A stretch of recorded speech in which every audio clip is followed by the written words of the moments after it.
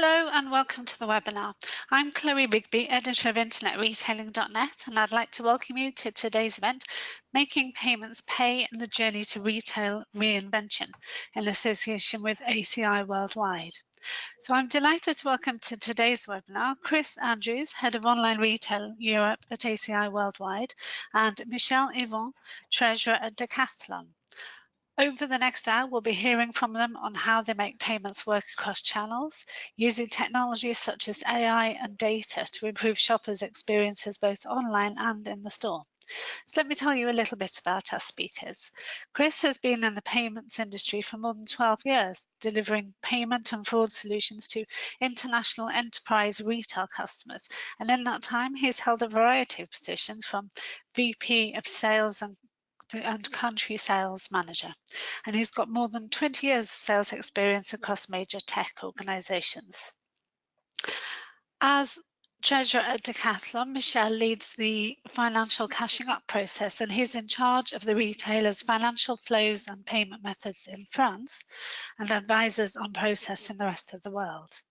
He's been working in the Decathlon Treasury team now for almost 10 years, the last 5 in his current role, where he supports the retailer's aim of enabling people to discover new sports without spending a lot of money.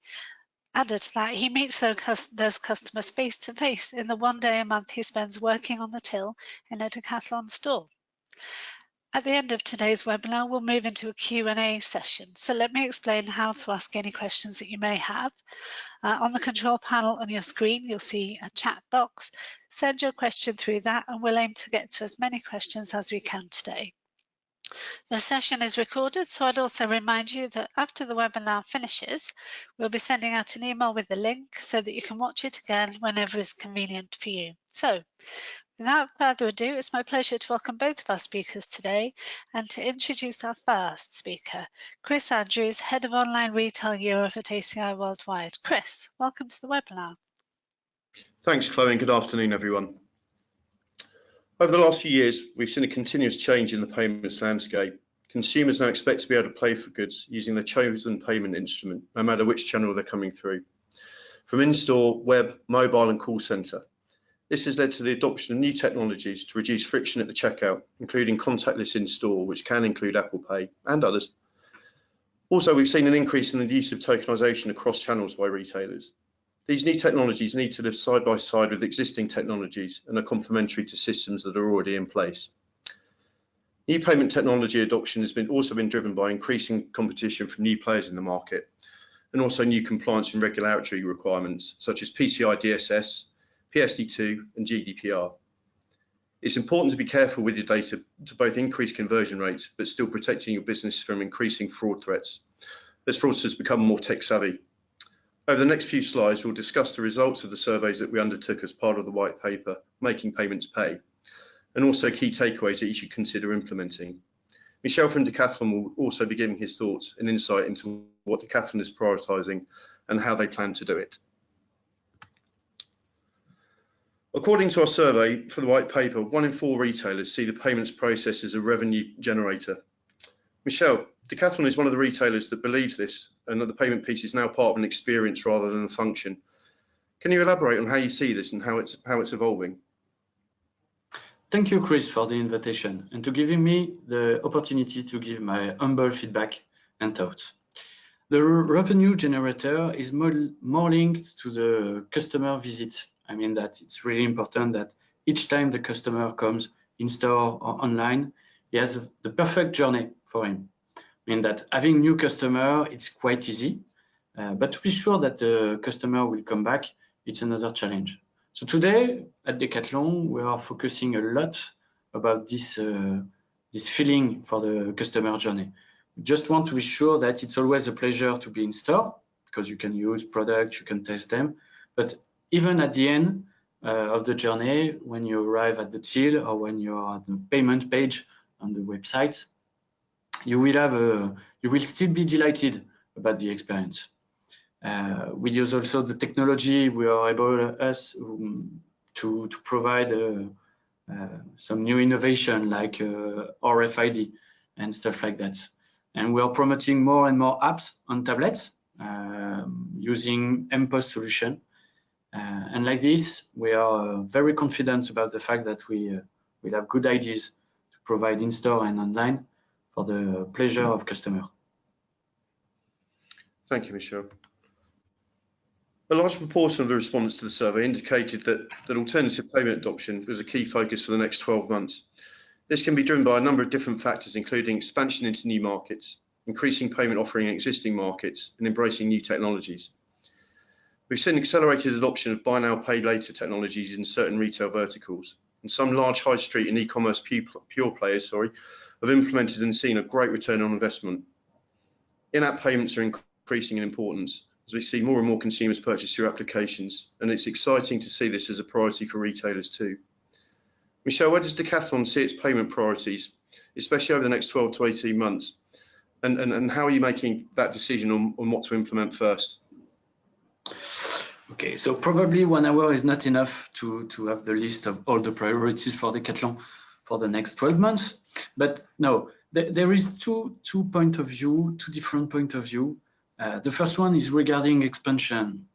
As a retailer, when you're a French retailer and you want to have expansion in other country, it's very difficult to identify the real needs, the local needs. I mean that it's always very easy to copy paste what you are doing in your own country, but very quickly you will face some local habits. So very, very important to be able to propose the best local means of payment. But from a local point of view, I mean, when your business is well established, it's more focused on optimize the current solution. For example, through app, and as I said, optimize the customer journey. For the expansion, we are present in more than 50 countries, and they are all different. So missed a local means of payment is not an option. It's very important each time to be sure that you understand the market. This is why we generally start when we open a new market in a new country by an online activity, which is easier to implement new means of payment and test the market like this. So for this kind of project, it's always very interesting for us to identify the local needs, to be sure that we can propose. It was a long time ago, but when we start activities in Netherlands, it was very important for us to propose an ideal solution. And you can see in every country that you will find specific local means of payment. In France, we are more, we know all the means of payment, and we are more optimizing the current solution. So, for example, we are testing a lot of app on a mobile app like Wallet or Decathlon. Every time it's something that we are creating ourselves to be sure that we can adapt it to our local tools, which is really important to be flexible. So we have some project like the payment by mobile without hardware in store. The till is linked to the online websites and directly linked to the customer mobile. And like this, we are able to process payment. It's an online payment through store presence. As I already talked about RFID, we are able also to propose some scan and go solution. Once again, it's a homemade solution and very useful when you want to be very quick in store. And if you are totally autonomous to choose the products, you can avoid the till queues. So like this, once again, you will have the perfect experience for your own feeling. So a lot of priorities and a lot of projects like this. You mentioned in-app purchases there, Michel. And how are they improving the customer journey and conversion? The goal is to say that if we want to be sure that you can find the perfect goods in Decathlon store, because I have the feeling that our range is quite good. But at the end, if you are not able to propose the right means of payment, even if you have the best products in store, you will lose the turnover. So this is why we are able to identify, and we ask a lot of questions to our customer through surveys, by emails and everything. We also want some ratings regarding our means of payment proposed in store, and like this we can clearly identify the real revenue generated by the other means of payment. Probably not means of payment, but way of payment. And try before you buy, a means of buy now, pay later is something that Decathlon have rolled out in France. How are you seeing that influence purchasing in France, and have you got any sort of additional plans to roll that out into other countries? Yes, it's this service that we are proposing in France. It's a huge success. The impact for the customer is important. He really see that he has the choice about the product. We are not forcing him to buy some Decathlon stuff, and we don't care about that. No, it's very important to create this confidence with the customer. So the goal is to propose to customer to test in live, in real situation, products that he didn't pay for the moment. I mean, we just using new technology like aliases and MPOS solution to create an authorization from the cart. And if the customer is satisfied, 7 days after his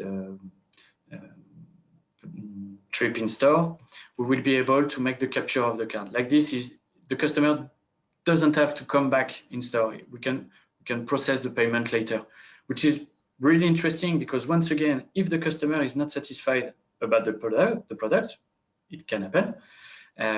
It's still satisfied about the way he was able to test it. So like this, we are never losing a customer, thanks to the payment. Thanks, Michel. And following on from the previous slide, Decathlon's strategy is to deliver what the consumer wants rather than investing for the sake of it. How is Decathlon finding out what the customer wants and then delivering it in a way that's appealing for the customer to use? The goal for us is to test a lot of solutions, different solutions of payments.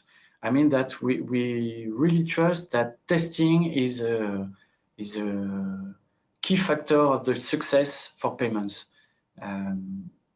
Once again, the goal is not to push some payments because we think that it's really important to use them. At the end, the choice is for the customer. Which is not very easy to test a lot of solutions, because each time you can say that, okay, it's cost for deployment, you will need some structure, IT structure to manage it. So the first step is to find the right supplier, the right provider of means of payment. Even if we have to change and have different supplier, it's really important to have an easy implementation and not big project each time. Sure. We are also using A/B testing, which is more for online activity. We still don't find the right solution to do it online in store, but A/B testing is great when you want to evaluate the real impact on conversion rates, because like this you really have the right picture of the feeling and the will of customer. So each time we are very flexible. We don't think that we don't have the right answer, and we prefer to test and let the customer decide if it's relevant or not for him. We will also adapt to the type of product. I mean, that means of payment, when you want to purchase bikes, it's not the same when you want to purchase balls for soccer or for tennis, for example. So it's also very important to don't propose the full range of means of payment for every purchase, but to adapt them regarding the usage. And that I suppose is using the data effectively, really to deliver an ever improving consumer experience. And I think that's probably the key to long-term success. Using AI to interrogate the data is pretty important as part of the consumer-led experience payment process and can reduce friction and improve conversion. But understanding customers' behaviour adds to the experience, as does using the correct data. There is, of course, a massive amount of data available to retailers, but knowing what data is useful is critical to success. Be ruthless where you can with your data. Big data sounds good, but if there's lots of data that isn't adding anything to your business, it could actually detract from what you're trying to achieve. Tokenization is a good way of collecting data from your customers across channel. You can understand where they're buying, what their spend per channel is, and also how and when they return goods and what percentage of purchases are returned. Using live active data also helps with reducing fraud and also improving conversion rates. Michelle, how is Decathlon using the data that's available to improve the customer experience and also conversion? I think that the most important is to bring trust and to be sure that the customer will always have a good image of Decathlon. I have this story regarding one of our customers who was very angry because we left fraudsters use her card, and she accused us to not be able during the payment to check that she wasn't her using the card. And for me, it's very important to keep this in mind, because data is very important if it's well used, as you said, Chris, and it's really important to focus on it, that we can have a lot of data, but if it's not for the right usage, I think that it's better to have no data, because you don't have to explain to the customer why you are asking him his address, his phone number, and stuff like that. In the past, we used too many information. It's not very useful. It's better to use tokenization. This simple tool is very, very interesting because like this, we can save data without any personal real data. I mean that we can just use this token and reuse them. For example, when you want to refund a customer, it's very easy, very convenient. But you can also use this kind of service to have some habits regarding the customer, to identify certain areas for delivery, for example. And if you can check that it's not in the habit of the customer, you can have scales of control, and like this you are able to ask to the customer another question, which is really important if you want to confirm the purchase. So using data is very interesting if you are using well. I think that it's very obvious when I say that, but once again, we have a lot of good information. The goal is just to be sure that we are using it right, and to be very transparent with the customer, to be sure that each time you are asking for some personal information, it's to explain, and it's for explaining that it will be used for something on purpose. I talk about payments and mobile app.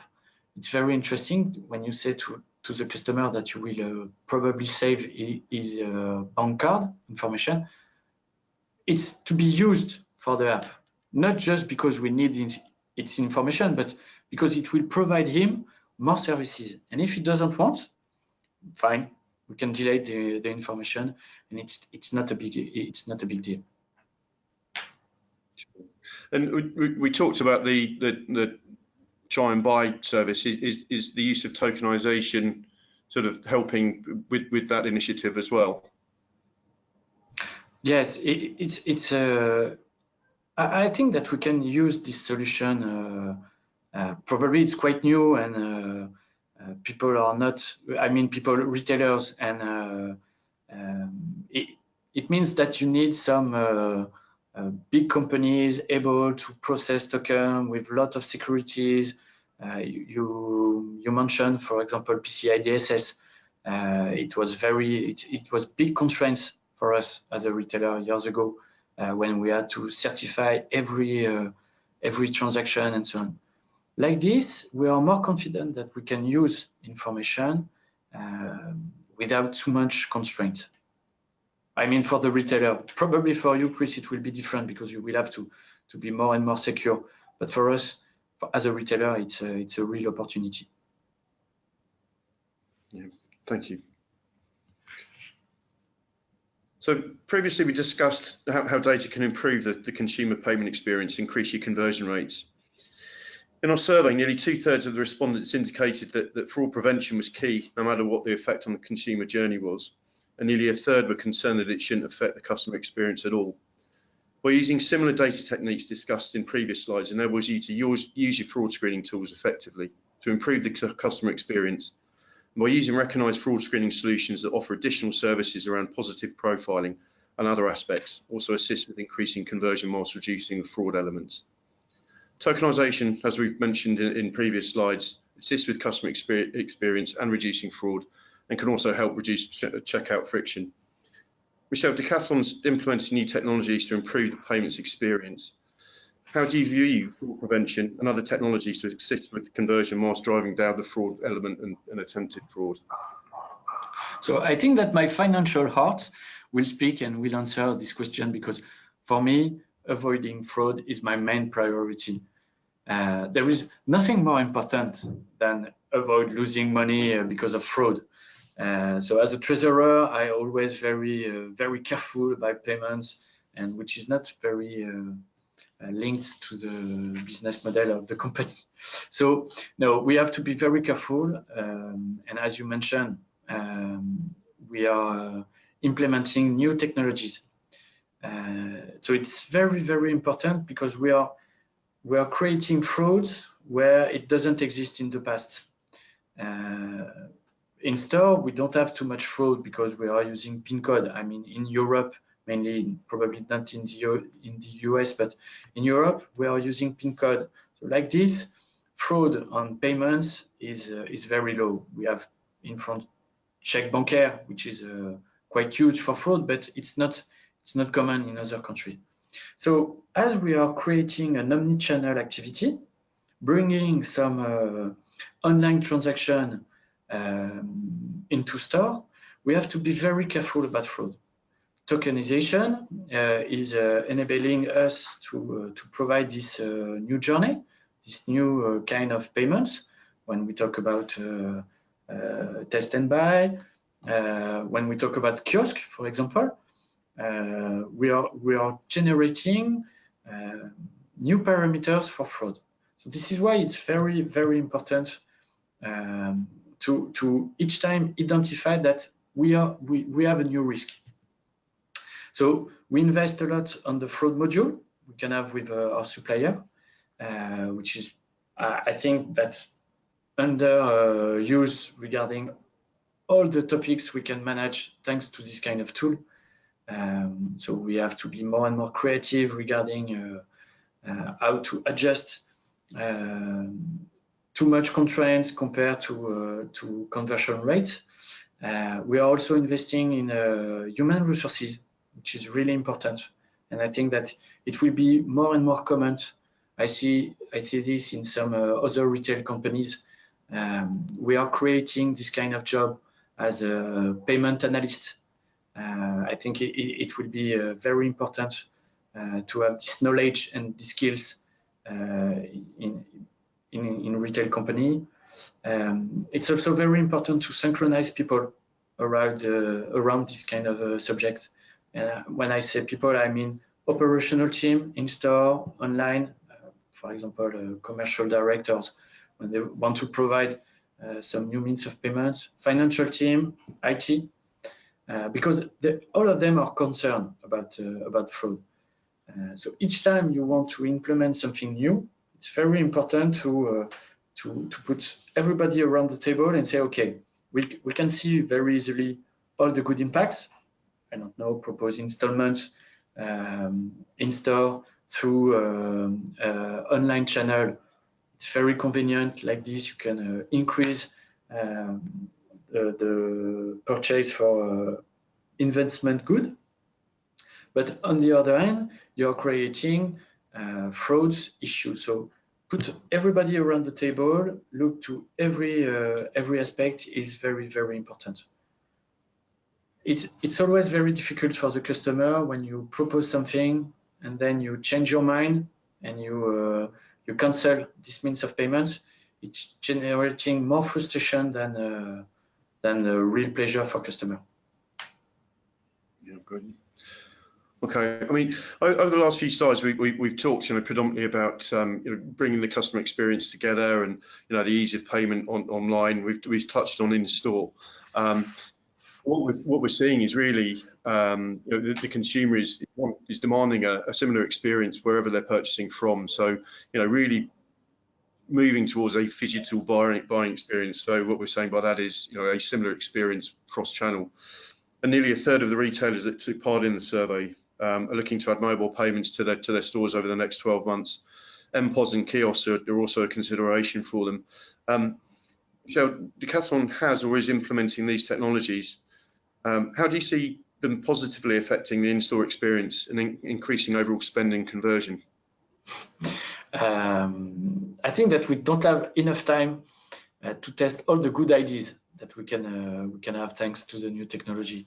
I mean that sometimes it's some constraints, as you said, that habits are changing. Customers probably are not able to spend more time in store like in the past.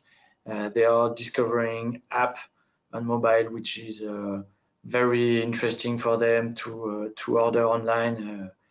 So for us, it's really big opportunities because we can adapt, and we at Decathlon we were always focused on the experience and the fact that people can use product in store. So for example, this kind of omni-channel business, when we talk about kiosk, it's a huge opportunity because we can focus on some parts of the store dedicated to testing products. But on the other hand, we can propose a bigger range of products through the kiosk, for example. And at the same time, as the kiosk is linked to the till through the customer loyalty program, we are able to propose for an online order physical payments. And all the topics we can have, all the tests we can make thanks to those technology, it's super cool.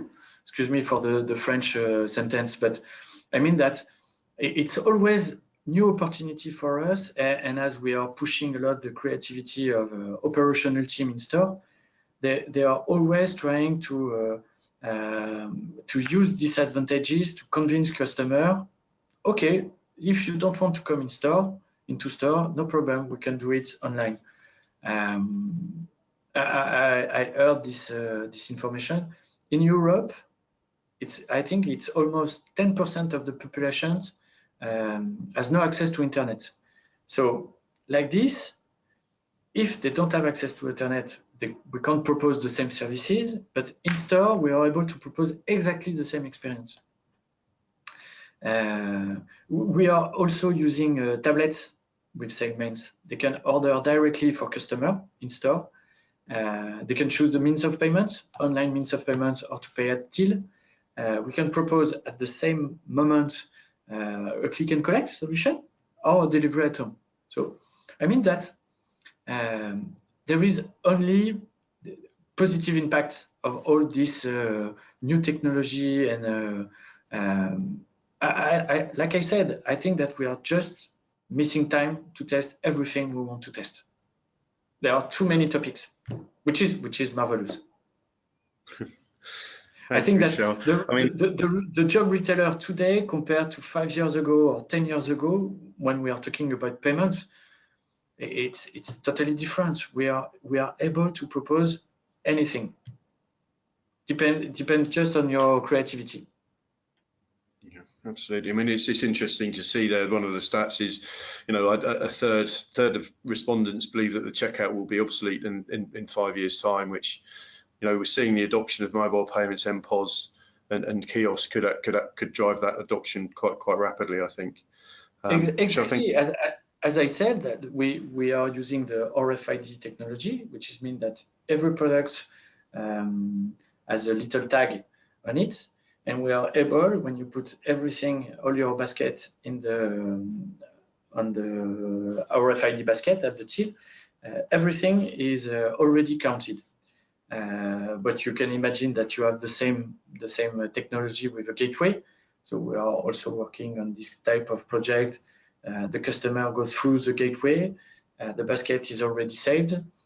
You have your wallet on the Decathlon app, and just with your fingerprint, thanks to the technology, you are able to pay. So there is too many projects. We are trying to work on all of them because we are big enough to focus resources on it. But once again, we have too many projects, and which is really, really interesting. Thank you, Michelle. I mean, I hope the last few slides have given some useful insight. And we mentioned at the start of the presentation that we would have a conversation around the key learnings from the report. So, you know, I think there's 7 here. You know, technologies enabling retailers to serve customers more effective. The payments process has become more complex. Keep the checkout simple. Continually monitor consumer interest in new payment options. Ensure that your strategy addresses the convergence of in-store and digital. Tokenize where you can, and maintain and improve security and manage fraud.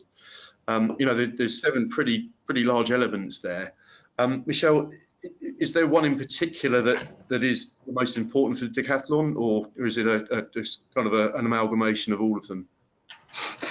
Probably all of them. I mean that it's each point is very important and interesting. So if I have to choose today, and probably tomorrow I will change my mind, but today, as of the 7th of October, I will choose probably the 4th one. I think it's really, really important to be linked to the customer interest. It's very difficult to convince the customer. So if you already propose something he wish, job is done. I mean that if you don't want to spend too much money or time on due deployment, on new means of payment, just listen to what your customer is asking. It can't be wrong. So for me today, I think that the really, really important point will be to continually monitor consumer interest. But don't forget fraud, and don't forget data, which is also very, very important. Thank you, Michelle. Some very useful insight there. That concludes our presentation. I appreciate you taking the time out of busy diaries to listen to us this afternoon. We welcome any questions from the floor. That's great. Well, thank you both for a really informative and interesting session. As Chris mentioned, we've now got time for some questions. We've got a number of questions in already, but before we start in on that Q&A session, just a quick reminder to anyone else who has a question to ask on how to ask it. On the control panel on your screen, you'll see a chat box. Write your question there and press send. If your questions are directed to one person in particular, please do mark that. And as I said, we'll try to get to as many questions as we can. So the first question, I think, is for you, Chris. Payments is a complex process, but how do you reduce the complexity while still capturing the data that you need to maximise its use?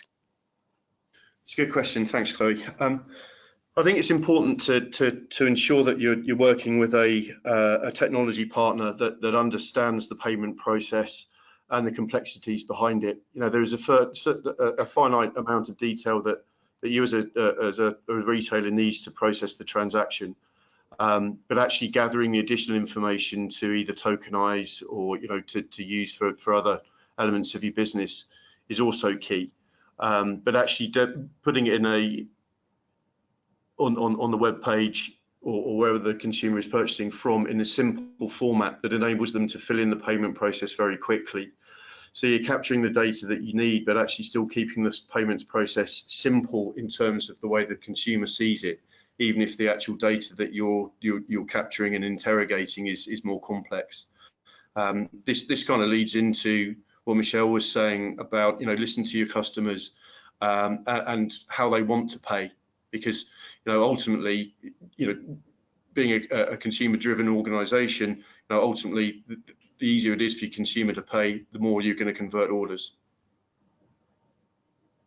That's great. And someone has asked if a recording of the presentation will be available. Yes, we send out an email after the webinar with a link to the recording, so you can watch it again whenever you want to. Next question, I think, is for both of you, but maybe Chris, you could take it first. How is PSD2 going to affect the customer journey? Oh wow, that's an interesting one. We could spend quite a long time discussing that. There are a number of different aspects that I think need to be addressed and looked at for PSD2. Ultimately, with SCA coming just around the corner, I mean, we're seeing various card schemes have already implemented it and are already using it. Ultimately, I think it's a case of potentially some short-term pain in terms of conversion, with a long-term gain to the checkout process. I mean, ultimately, PSD2 is geared up to reduce fraud at checkout. Fortunately, in the UK, for example, we were fairly early adopters of 3D Secure version 1, if you like. And I think the SCA or PSD2 requirements around authentication potentially will be adopted more quickly in some areas than others. The UK being one, I think will probably adopt quite quickly. Once I think it is widely adopted, then I think it will add to conversion rates, but I think it might have a detrimental effect short term. That's great. And Michelle, somebody asks, what's your view for PSD2 and your plan for the various countries where you are present? I am able to copy paste the answer of Chris because it was perfect. No, more seriously. No, exactly as you said, Chris. At the beginning, it will be quite complicated to manage the PSD2 impact. And I have to admit that we are not totally ready, even if we use the habit of 3DS in France and in some other countries. At the end, it will be in fact a real opportunity for us, because for years probably we as a retailer we didn't get all the impacts of the total fraud on every part of the chain. And if today we have to change our way of doing payments online, probably it won't be possible if we don't change something. So how we will manage it, the question is hardly, for sure, because we will have, from my point of view, the customer don't know why and didn't see any change about its journey. So we will have to be sure that there is no impact, bad impact for him. And like this, we will have to use probably more tokenization, more data. We will have to convince issuer. We will have to convince the big schemes also to obtain some exemption, stuff like that. We will have to be creative to be sure that at the end, for the final customer, there will be no impact. But it won't be easy. And thanks for the delay, that we still have time to work on it. And for us, we work very closely with the ACI team to adapt our tools, to adapt the parameters, and to be sure that every message are correct. In other countries, it will be probably there is less impact as they are not using credit cards.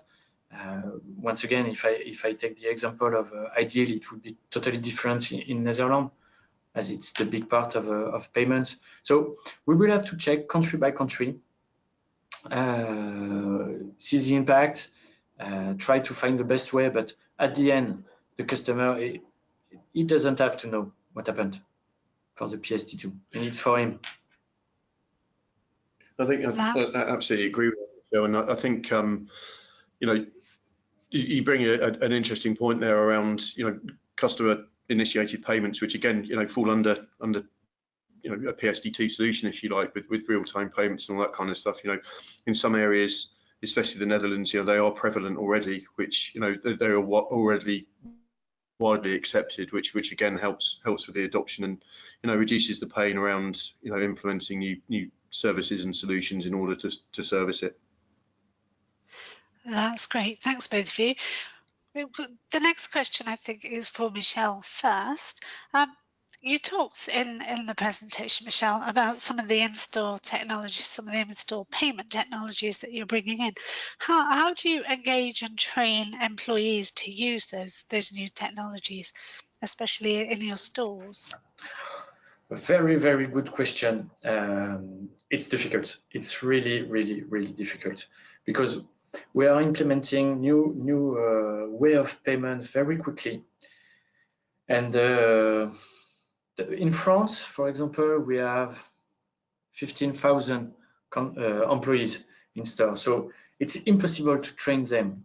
I mean that one of my role is also to be sure that it will be very simple for employees in store.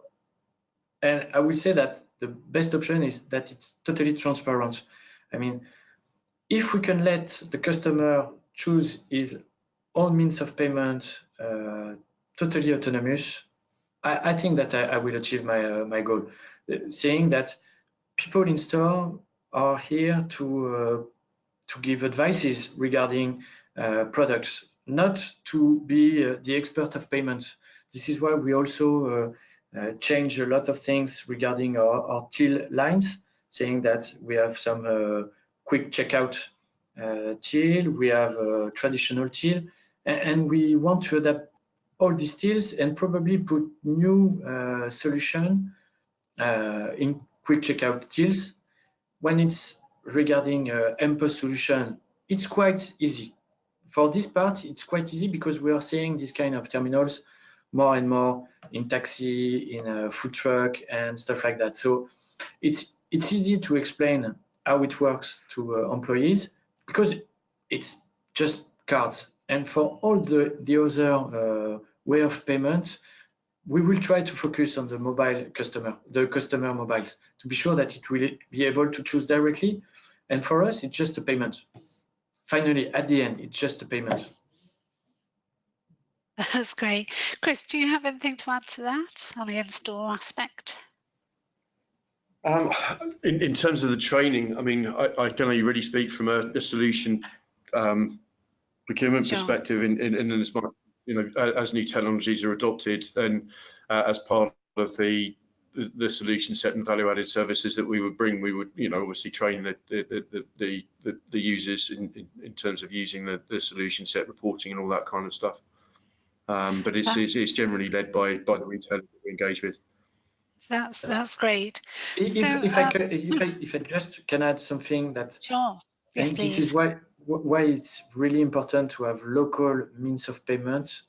It's because it will be simpler if the means of payment talks to the employee. I mean that if in their personal life they are using it, they will be able to understand how our customer will use them in store.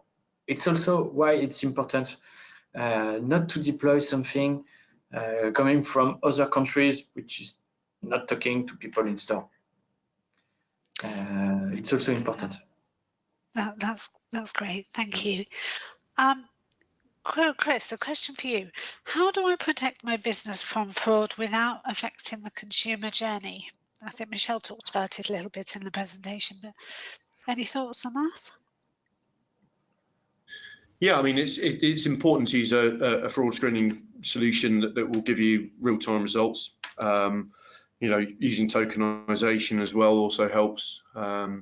If you're tokenizing a customer when they make an initial purchase or account creation, you've got a history of decent purchases from them, then of course you're going to be more inclined, if their spend increases, then to allow that transaction through. Equally, as we move into peak period now, as we're coming into Christmas, people's spend will increase online or in store. Certainly from an online perspective, you might find that someone who is ordering a certain number of goods per month deliver to a single address might suddenly be ordering a number of different goods that are to be delivered to different addresses, simply for the fact that people are ordering online for family Christmas presents and having them delivered to multiple delivery addresses.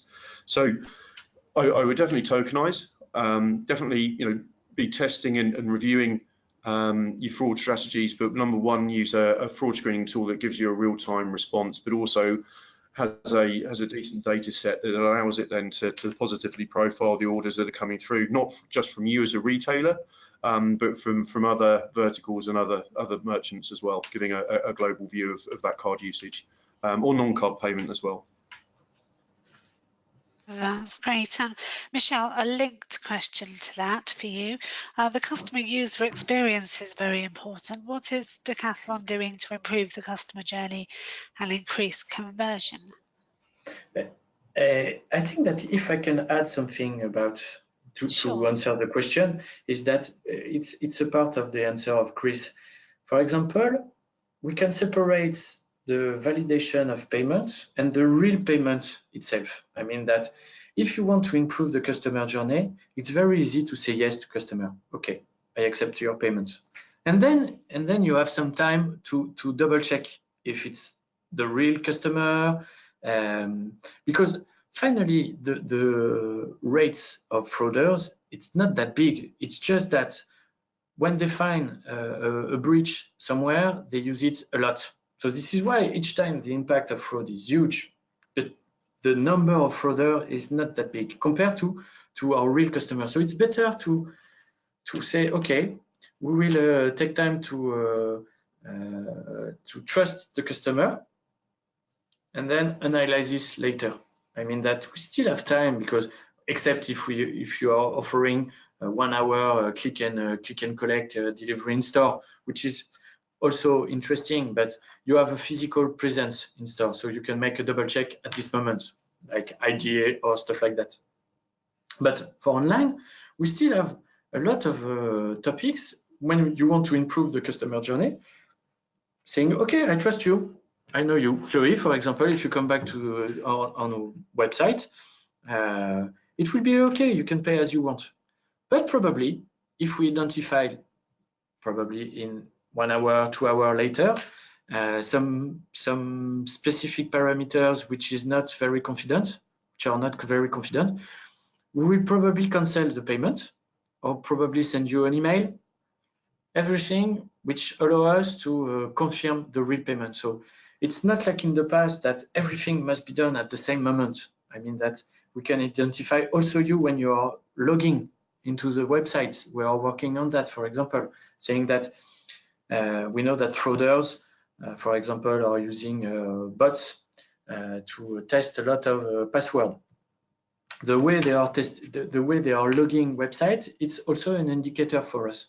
So like this, we can increase the journey, and we can give a lot of transparency to the customer and a lot of flexibility of means of payment without too much control, because we already made the control, or because we will do it after that. Once again, the increase the conversion rate is not for the first payment. The goal is to be sure that we will create something so smooth that the customer will come back, but still with the feeling of safety and security. That's great. Thank you, Michelle. Staying with you, somebody asks, what are the most important payment technologies for you for the next 12 to 18 months? I think you mentioned some of your priorities, but if there was 1 or 2 priorities that you would say are the most important, what would they be? Too many priorities. At least this is not priorities anymore, as we have to manage everything at the same time. But no, we still have to improve some other way of payments. Once again, proposing a different pay later system online, not in store, because we're already doing in store. We will still work also, and it will happen very quickly, probably next year. We will try to move on some kind of rental solution, are not totally rental, but this kind of stuff. The goal is to say that we want to propose payments regarding the usage of products. For example, I will take the example of bikes for children. I'm sure that everyone already experienced the fact that you never buy the right size of bikes for children because you will take them too big at the beginning, and then you will keep them as long as possible, and they will be too small for your kids.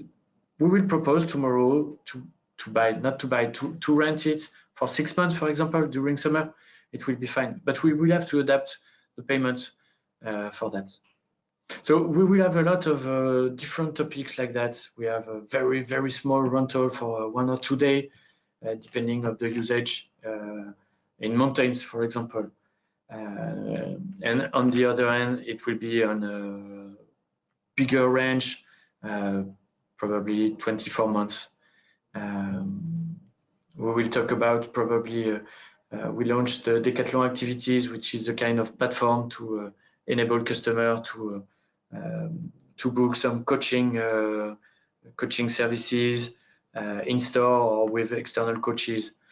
We have a lot of priorities, and this is why you have to follow every new news information from Decathlon, because we are always proposing new stuff in payment. Sounds very exciting. That's great. Thanks, Michel, for that insight into what's coming up. A practical question next. Chris, can I start with you on this one? How can I reduce queues at the checkout? That's a good one. I think that's covered in one of the slides that we discussed earlier by using MPOS solutions, kiosk, and so on. If you have members of staff with an iPad or whatever, or a tablet, wandering around the store, enabling customers to make the purchases at point of interaction as opposed to point of queue, that can certainly help with reducing queues.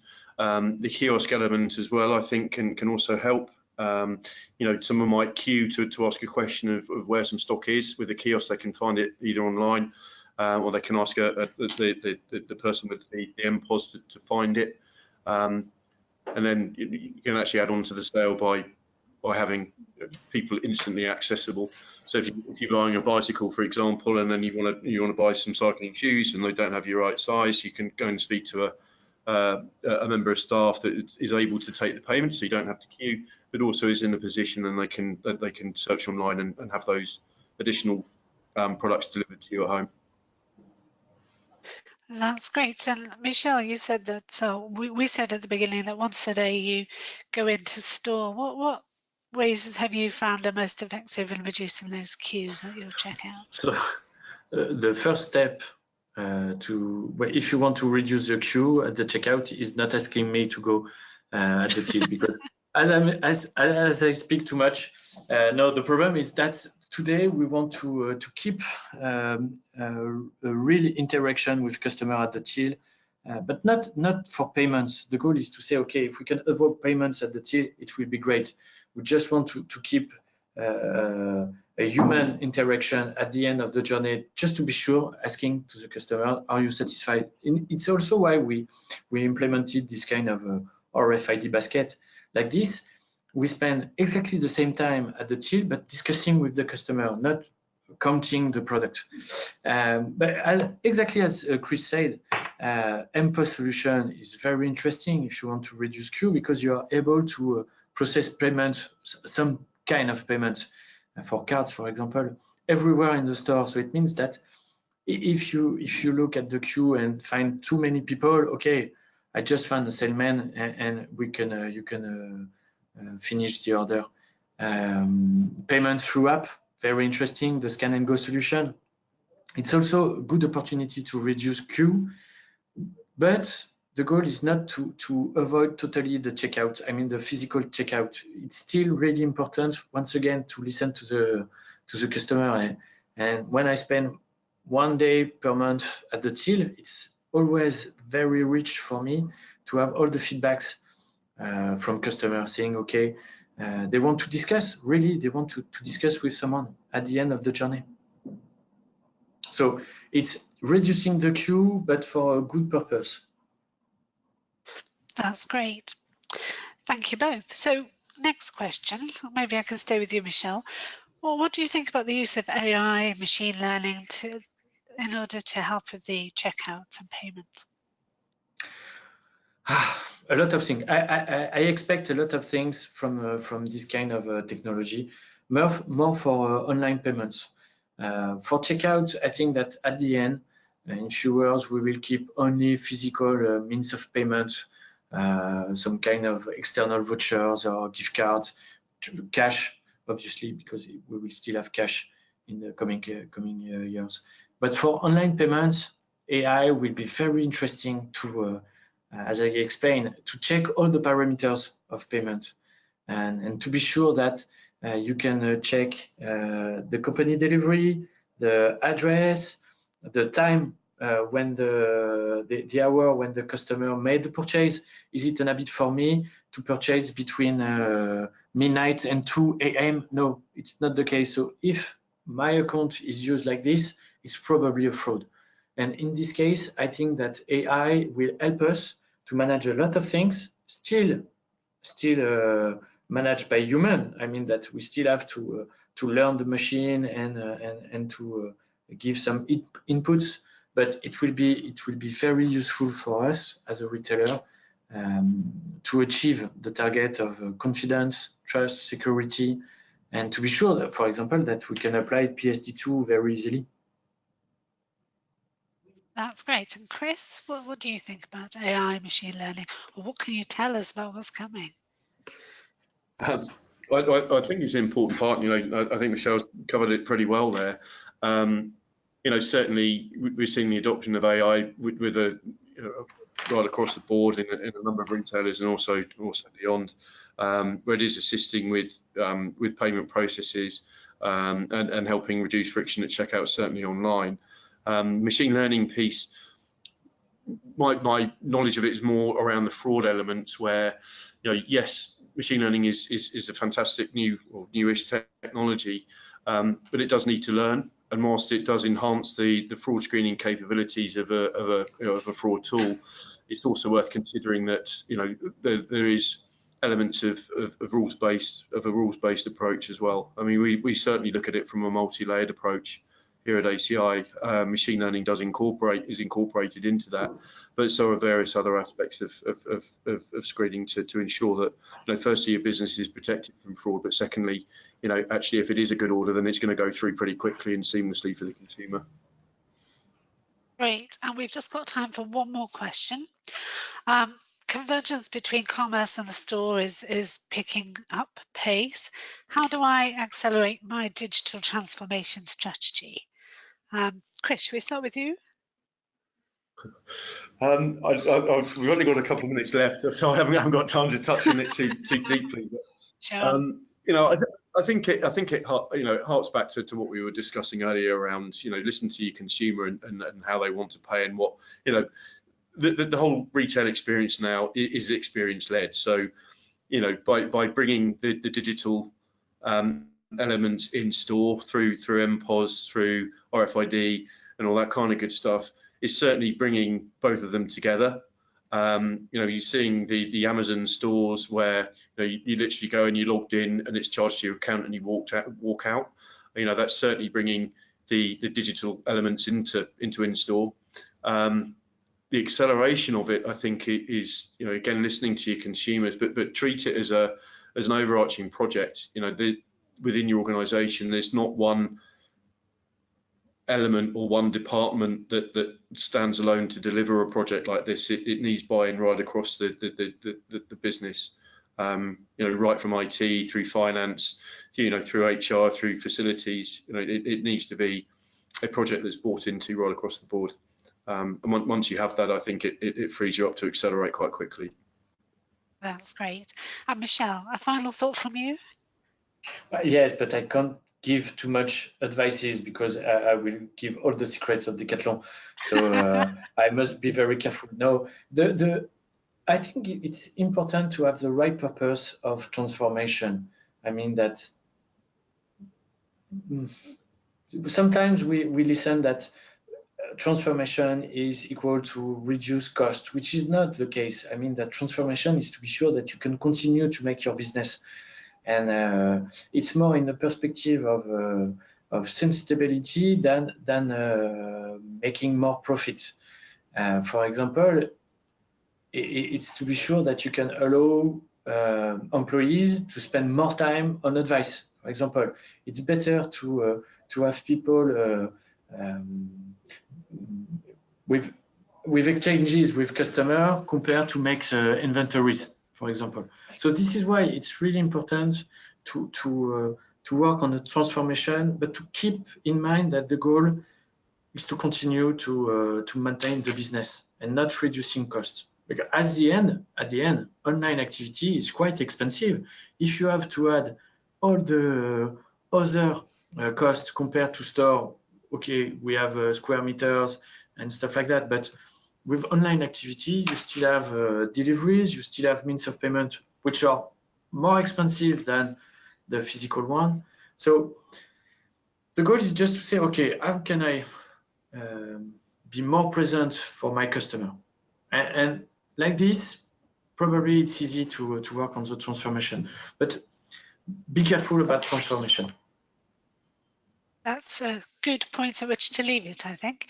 We are out of time and we're at the end of the webinar, so thank you to both of our speakers for a really interesting hour. Chris Andrews, Head of Online Retail Europe at ACI Worldwide, and Michelle Livon, Treasurer at Decathlon. Thank you both. Thank you, Chris. Thank you, Chloe. And thanks, everyone. Thank you to our listeners as well for tuning in today and for your questions. As always, we'll follow up by email with a link to the on-demand webinar, which you can listen again to at your convenience. So thank you and goodbye.